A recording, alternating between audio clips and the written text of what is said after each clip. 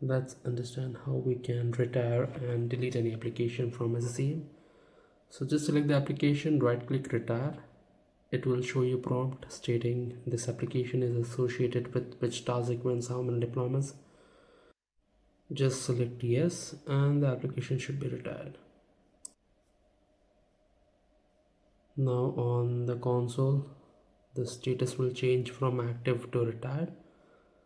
Now to delete the application, the process is a bit different. Whenever you will try to delete any application, you have to go ahead and delete all the active deployments. So in my scenario, I have a deployment on all my collections which I need to delete. Once all the deployments are detached from either in place upgrade or older deployments happen, we should be able to delete this application successfully from the console. Okay, I've deleted my application. Now I will go and right click delete and this application is gone.